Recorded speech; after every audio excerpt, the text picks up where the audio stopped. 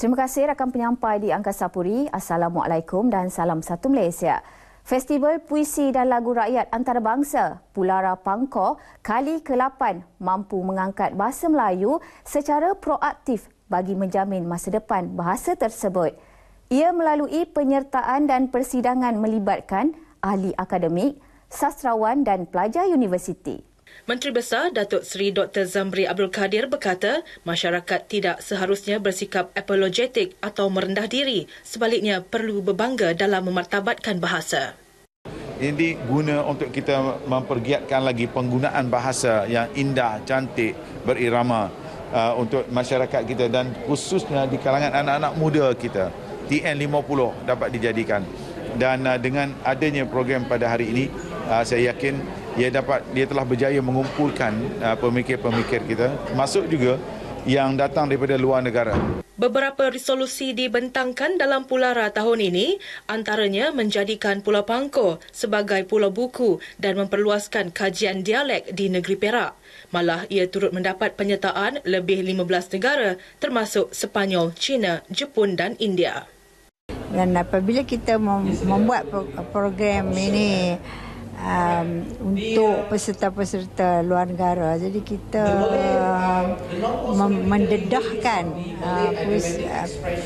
mendedahkan sastra kita lah kepada dunia yang lebih luas.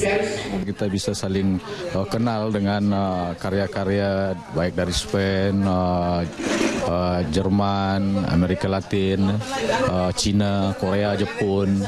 Ya, saya kira ini matlamat yang luar biasa. Saya sangat terhormat boleh dijemput di peristiwa semacam ini.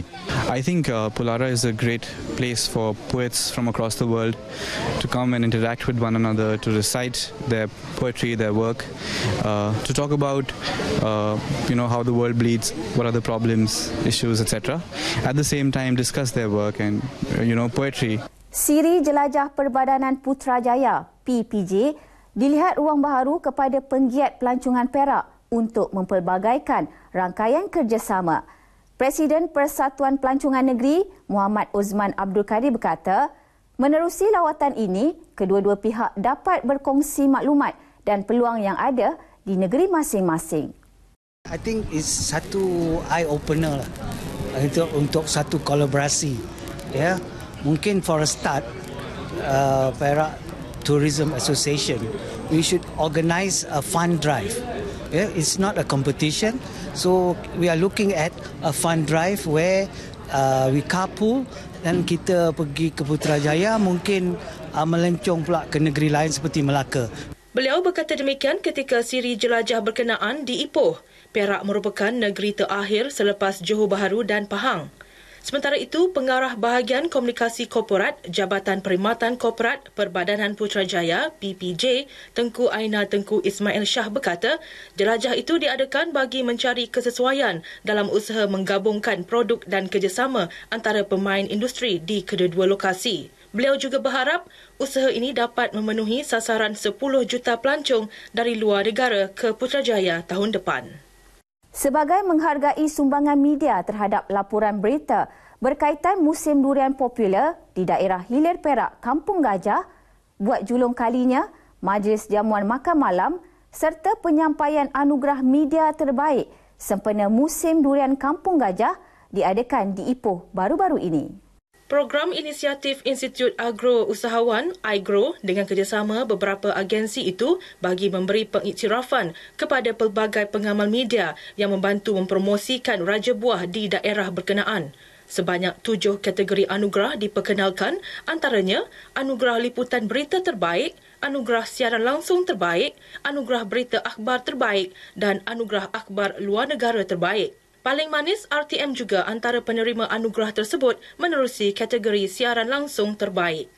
Ini adalah merupakan satu pengiktirafan daripada pihak IGRO dan ini adalah kejayaan untuk semua tim SPM dan siaran langsung.